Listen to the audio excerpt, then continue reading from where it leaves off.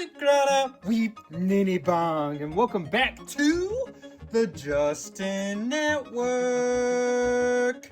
And today, we will be looking at the Transformers Age of the Prime Wrecking Doom Collection. It is a 2-pack. We're not going to be looking at both of them today. We have the Autobot Sandstorm, who is going to get looked at next week. And then we've got Slugslinger, who we're looking at today. And this is, in fact, an emergency episode. But I am so excited about this figure. The whole, as you can see, Amazon did such a good job of packaging this. It was just in a bag when they shipped it. I mean, I was not very happy about that. But at least on the front, it doesn't look too awful bad, which is the main selling point of the box, I guess, for display purposes. But yeah, that back here got beat up pretty bad. And on Slugslinger's side, that was the whole reason I got this, was because of Slugslinger. Because I've wanted a Slugslinger toy. Sandstorm is, take him or leave it. It'll be cool, though. As you can see, he's a triple changer. It'll be cool for next week, though. Slugslinger's got something cool about him, too. And we're going to get it open and you can see what's going on there. Alright, here is Slugslinger straight out of the box. And I'm so excited. So, I was a big fan of Slugslinger. You may be thinking, well, he wasn't in there too awful much. Well, that's because you all are thinking of the American version of Slugslinger. I'm talking about the Japanese version, the Japanese continuity. He had a little bit more of a role in the Headmasters TV show than he did in the G1 Rebirth in America. Interesting to those plug in, but they don't really stay in too well, it doesn't seem. Well, that's a little unfortunate. So he had a completely different voice, different backstory, all that kind of stuff. So yeah, it's nearly two completely different characters when you're talking about the American one compared to the Japanese one. In the American version, he was played by Peter Cullen. Happy late birthday, King. His birthday was this past week, so that's pretty cool, right? And as you can see, there's some emptiness and stuff. This is a redeco of an old mold from 2010 sometime. The Titans Return was when this came out. This mold, and this is just a redeco of it. He's supposed to look like he did in the American cartoon with this color scheme and stuff, because he was different color of blue in the Japanese version. But yeah, I'm trying to get a lot of information in here.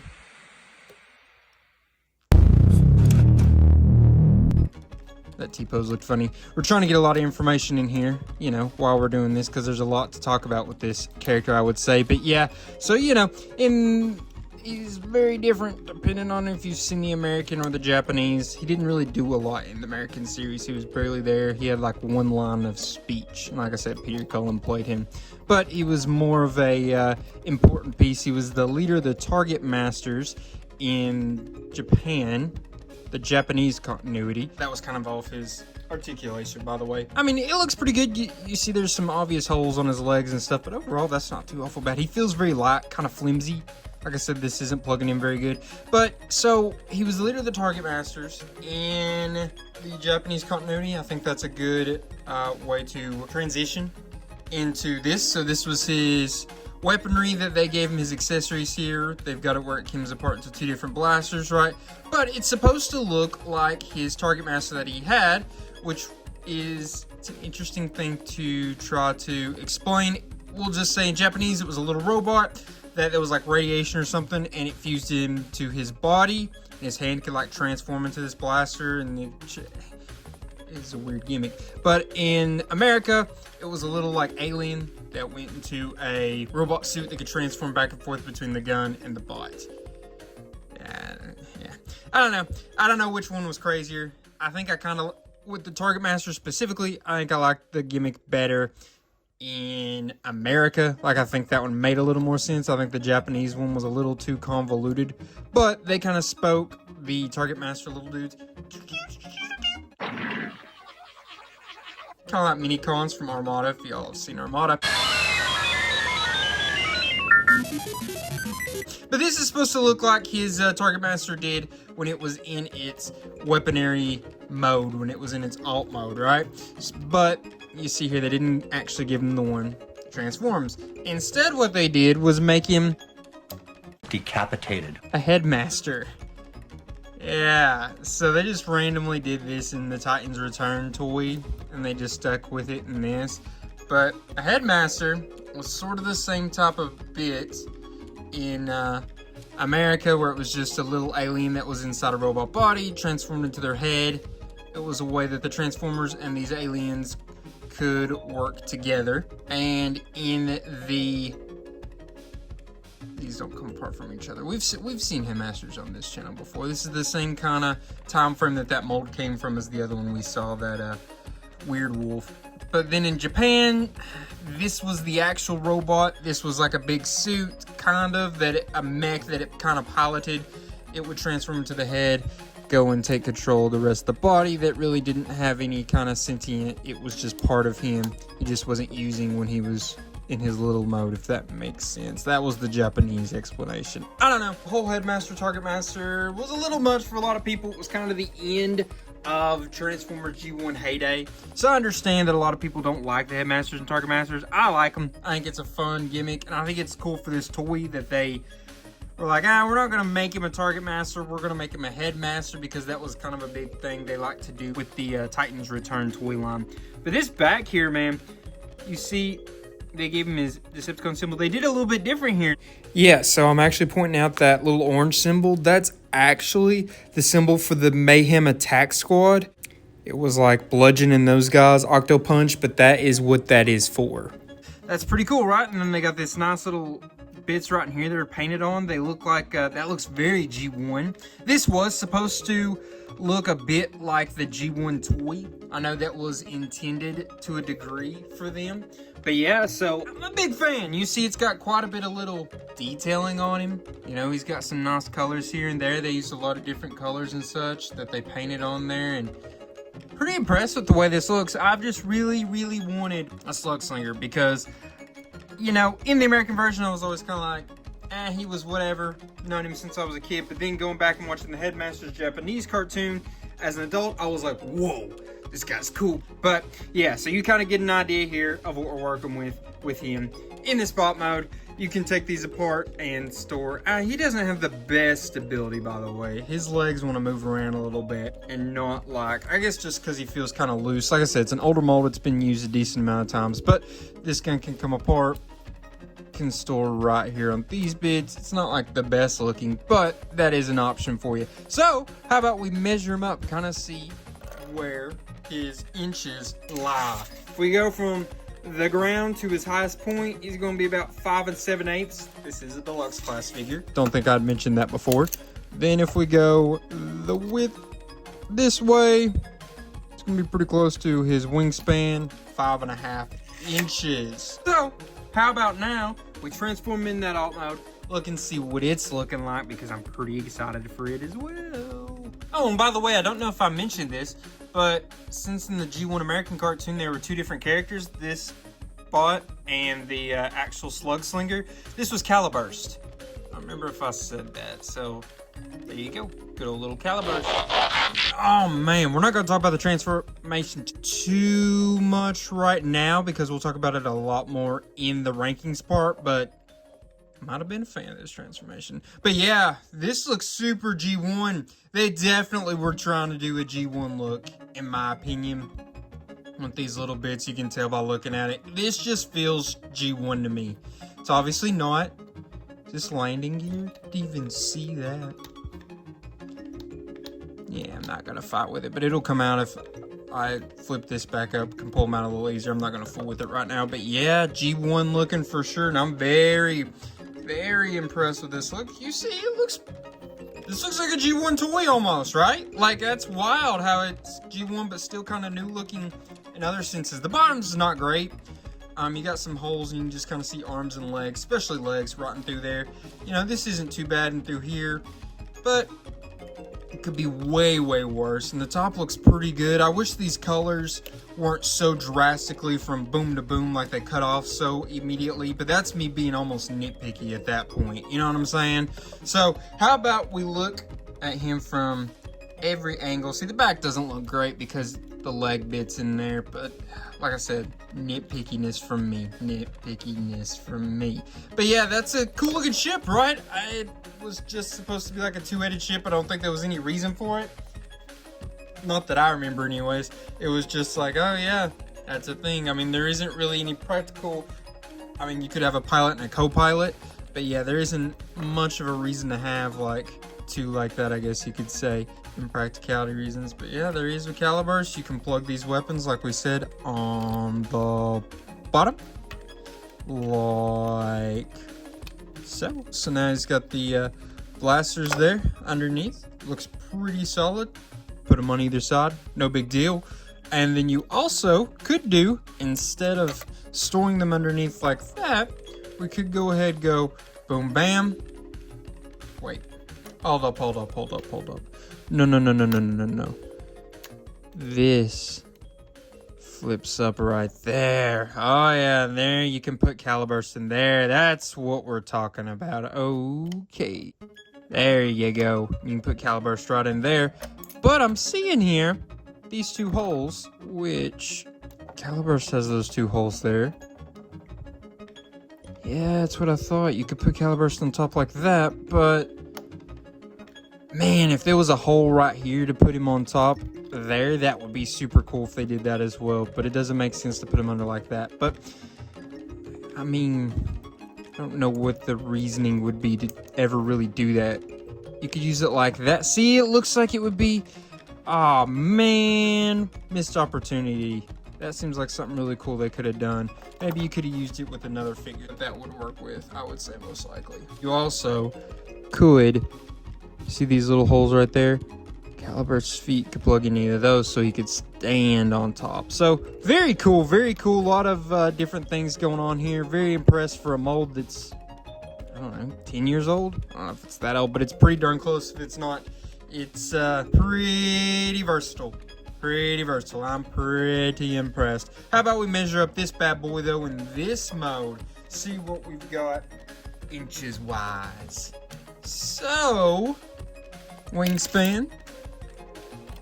Gonna be about 5 3/8 inches, pretty darn close. And then if you go the width this away, it's gonna be about 6 1/4 inches.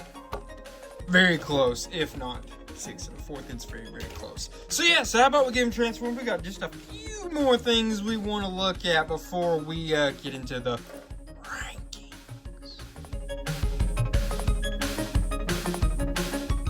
Alright, so we got the old Slugslinger transformed back into his bot mode. How about now we put him next to some other Transformers we've recently looked at on this channel, just so you guys can kind of get a little bit of a gauge of how well he scales. First off, we'll put him with a Legacy United Core Class Geocron from the Infernac universe. These were in the same TV show, by the way. The one that this is the Rock Monsters is based on was in the Transformers Headmaster show. So Slugslinger was from. They didn't meet or anything, I'm just saying that's kind of funny, right? But that shows you there on the height. Kind of got a little bit of a difference there. Decent amount at least. Now you put him with another deluxe class in a fellow Age of the Primes toy. The deluxe class Decepticon Crasher, and Slugslinger's got a little bit of height on her. So yeah, he's probably a little bit tall for a modern day deluxe, but like I said, it's kind of an older deluxe class. Even though it is technically brand new, because I mean, it just came out. We got this on Amazon off pre-order, and it actually came in pretty early, a decent amount quicker than I would have expected. So could be just because neither this nor Sandstorm is a new mold, you know what I mean? So possibly. Right, we put him against a Voyager class from also the Age of the Primes. This would be Prime of the original 13. And as you can see, they look pretty decent together. A little over a head taller for Prime. And now you put Slugslinger with a big dude, the leader class. Megatronus, the Fallen of the original 13. They look very cool together. Size comparison, would this work in canon? Probably actually pretty decently close to how much they would go in size difference. Maybe Megatron may even actually be a little bit taller, bigger, larger than Slugslinger in a TV universe type stuff. Alright, so now we get to move on to the rankings part of this video. And remember, in rankings we always start off with functionality. Remember, functionality is going to be all about his articulation, his posing, his accessories, and the accessory storage. In this department, I gave him a 7.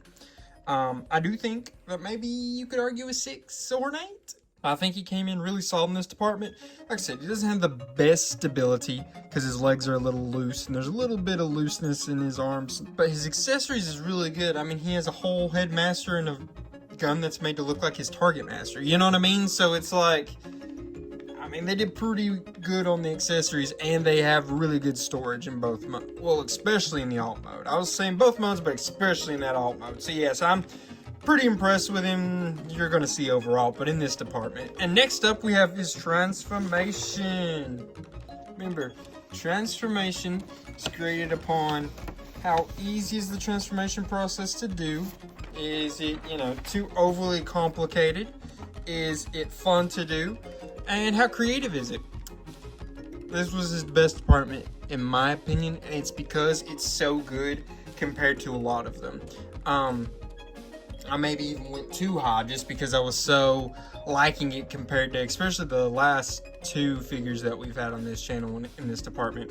He was fun to transform. It was very fun. It felt like, remember how I keep saying it reminds me of a G1 figure for certain reasons? And this was one of them. His transformation just back and forth was so smooth and easy. I feel like I could do it right now without looking at anything and just kind of back and forth without, really worrying about anything. I think I could do it pretty easily now just after doing it. Really just transforming him the one time into the alt mode, I was like, oh, I get it now. I don't really need any help from here. So that was pretty cool. It definitely felt G1. It felt easy. It felt creative. It felt fun. It brought back that feeling of a G1 transformation, at least in this department, but really in more ways than just this. But I was really impressed with this part of it. I was very appreciative to the engineering here, even though this is a figure, like I said, that's like 10 years old or something when it comes to the mold. I guess I should say a mold that's 10 years or something older, because this figure's brand new. Remember, just came out, hot off the presses, just got it in. But yeah, so very impressed there, gave it an 8. Then last but not least, we will grade him upon appearance. Remember, appearance is going to be how much does he look like the character he's supposed to be portraying, which is a combination of the G1 toy, his American appearance of continuity in Transformers Season 4 Rebirth, and his appearance in the Japanese continuity of the show Transformers Headmasters. We're kind of combining all 3 of those into one because he takes cues from all 3 of them. And then besides that, does he, just look good in the bot mode? Does he look good in the alt mode? So, I gave him a 7 here as well. He had a lot of nice detailing. A lot of these little bits that they did like that, and on the wings and such, that was very much to be like, hey, this is supposed to be like the G1 toy. That was cool. The coloring, more similar to the way he was in the American cartoon, even though it's still slightly off. He was almost black in the American cartoon, honestly, instead of like this dark blue. But I know it was supposed to be actually the dark blue. It just looked black in, because it was an 80s cartoon that was drawn. But it was really supposed to most likely look closer to this color than the actual color it was in the show. I know that is silly to say, but it is true. And then his head and such looks like it did. It looks like kind of a combination of the way it did in the American cartoon and the Japanese cartoon. I would almost lean a little more towards the Japanese cartoon in the way his head looks and the sculpt in the face and the eyes and things like that. In my opinion, anyways. But yeah, and then like these bits coming up right here, that was like in the G1 toy. The wings are a little bit different, but it's more like it was in the G1 toy. So yeah, they definitely took some cues from all 3, and I was pretty impressed there.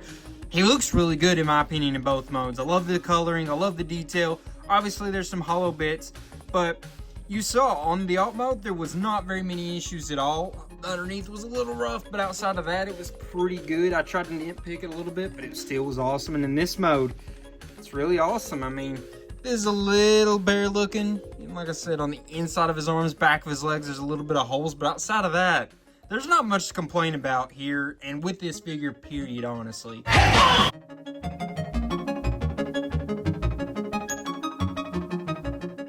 Now I'd like to know what you all think. Obviously, I loved this figure because I ranked it very highly. I'd wanted a Slugslinger for a while. I wasn't going to spend those Titans Return numbers. I knew he would come out with a new one eventually, and my wait was worth it. So now I'll have to get the other two of the main Decepticon, like 3 Target Masters, even though like in the American show they added a couple more. But in Japanese, there was just the 3. There was this one, Slugslinger, and then you had Misfire and Trigger Happy. So I'm hoping to get new versions of them soon, whether they're new molds or you could really just redeco this one to get Misfire. They've done that in the past, so I wouldn't be surprised if they did that and we got another new Misfire at some point in time redecoed from this one. I don't know. I thought this would have been a new mold. It would have made sense to me. For as old as this mold is, they wanted to come out with a new Slugslinger. To me, that means you need to come out with a new Misfire and Trigger Happy at some point in time too, and it'd just be so easy to Misfire from this, and it would just make sense to me that you would do a whole new mold if you're going to get at least 2 more characters out of it at this point in time. You know what I mean? But I don't know. I guess not. I don't know. We'll see. I really hope we get a new Trigger Happy Misfire as well to go along with this Slugslinger. But guys, I just want to say I appreciate y'all. Thank y'all for liking the videos, and you know, while you're liking, you can comment, subscribe, share. All that stuff is very appreciated. Our last video did pretty good of Ultimate Expanse, even though I was not the kindest to that toy. Deserved it though. Not my fault. Engineering fault. But yeah, guys, I just really appreciate y'all. Don't forget, we do have a second channel now, the Justin Network Movies. I put a couple shorts up there this week. I hope y'all enjoyed those. It seemed like the first one did pretty good. I haven't got enough time on the others to see if they've done, you know, well yet or not. So, but I am pretty excited about that. So go check out that channel as well while you're at it, guys. And I just want to say thank y'all. When I say guys, that's a very umbrella term. I mean every gender. Guys, gals, everything in between. You know what I'm saying. So, just want to say appreciate y'all. Love y'all. And now, I guess all I can leave you with is a till all are born.